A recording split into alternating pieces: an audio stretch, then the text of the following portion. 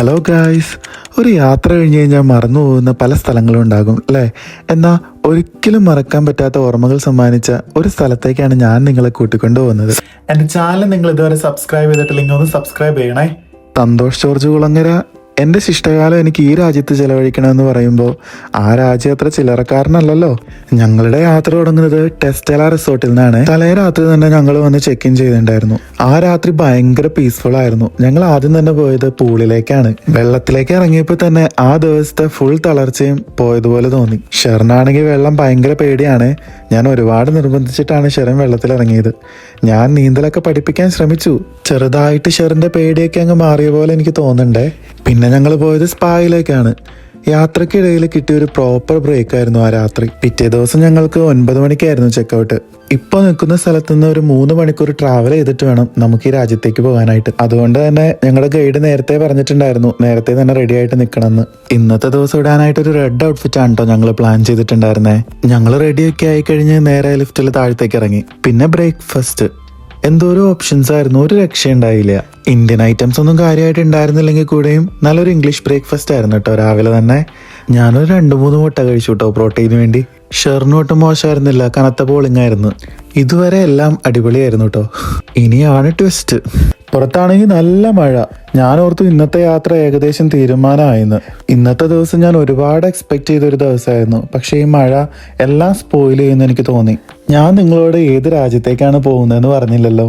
Montenegro ആണ് കേട്ടോ നമ്മൾ പോകുന്നത്. അൽബേനിയയിൽ നിന്ന് ഈസി ആയിട്ട് മോണ്ടിനിഗ്രോയിലേക്ക് പോകാവേ കാറിന് നമുക്ക് ബോർഡർ ക്രോസ് ചെയ്യാവുന്നതേ ഉള്ളൂ. അങ്ങനെ ഞങ്ങൾ ഞങ്ങളുടെ കാർ യാത്ര തുടങ്ങി.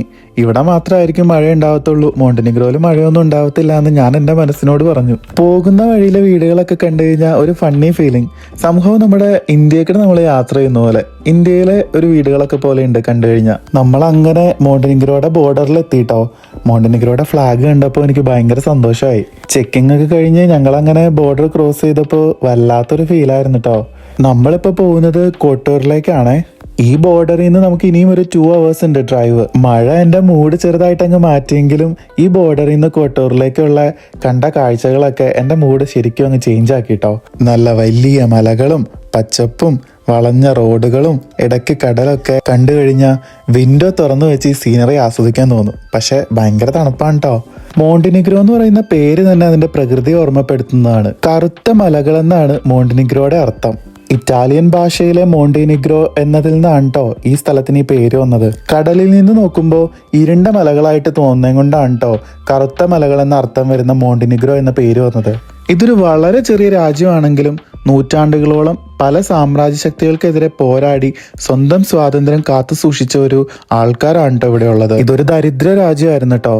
ടൂറിസം ആണ് ആക്ച്വലി ഈ ഒരു രാജ്യത്തെ കൈപിടിച്ചുയർത്തിയത്. ഞങ്ങളിപ്പോൾ ഏകദേശം കോട്ടൂറിലേക്ക് എത്തിയേ. മോണ്ടിനിഗ്രോ എൻ്റെ ബക്കറ്റ് ലിസ്റ്റിൽ ആഡ് ചെയ്യാനായിട്ടുള്ള മെയിൻ കാരണം തന്നെ ബ്ലൂ കേവ് ആയിരുന്നു കേട്ടോ.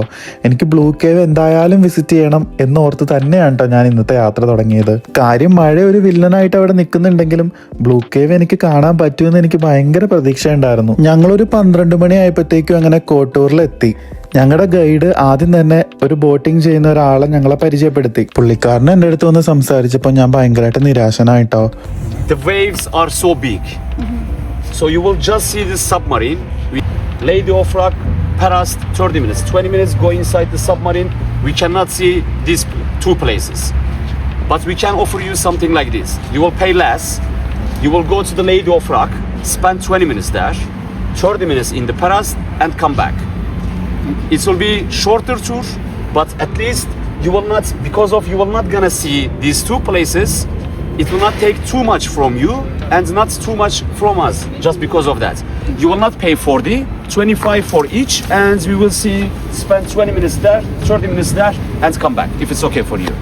എല്ലാത്തിനും കാരണം ഈ അഡ്രിയാറ്റിക് സീ ആണ്. 12 മീറ്ററിൽ കൂടുതലായിരുന്നു അത്ര ഓരോ തിരമാലകളുടെയും ഹൈറ്റ്. അതുകൊണ്ട് തന്നെ പോലീസുകാർ അനുവദിച്ചില്ല ബ്ലൂ കേവിലേക്കുള്ള യാത്ര. ഒരുപാട് പ്രതീക്ഷിച്ചായിരുന്നു കേട്ടോ ഞാൻ വന്നത്. പക്ഷേ എന്നെ അങ്ങ് നിരാശനാക്കി കളഞ്ഞു. ഒരുപാട് ബോട്ടുകൾ ഞാൻ അവിടെ കണ്ടിട്ടുണ്ടായിരുന്നു. അതുകൊണ്ട് ഞാൻ എൻ്റെ ഗൈഡിൻ്റെ അടുത്ത് ചോദിച്ചു വേറെ ഏതെങ്കിലും ബോട്ടുകാർ പോകുന്നുണ്ടോ. പക്ഷെ ഒരു ബോട്ടുകാരെയും പോലീസുകാർ അനുവദിച്ചിട്ടുണ്ടായില്ല കേട്ടോ. 40 യൂറോ ആണ് കേട്ടോ ബ്ലൂ കേവും കൂടെ ഇൻക്ലൂഡ് ആയിട്ടുള്ള ബോട്ടിങ്ങിന്റെ റേറ്റ് വരുന്നത്. നമ്മൾ ബ്ലൂ കേവിൽ പോകുന്നില്ലാത്തതുകൊണ്ട് നമുക്ക് 25 യൂറോക്കാണ് കേട്ടോ കിട്ടിയത്.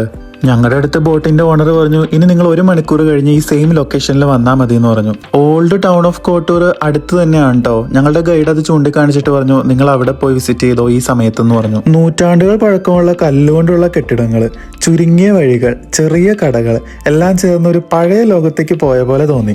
അവിടെ നിന്ന് ഞങ്ങൾ കുറച്ച് സോനിയേഴ്സ് വാങ്ങി, കുറച്ച് ഫോട്ടോ ഒക്കെ എടുത്തു. അപ്പോഴൊന്നും മഴ അത്ര വലിയ ശല്യമൊന്നും ഉണ്ടായിരുന്നില്ല കേട്ടോ.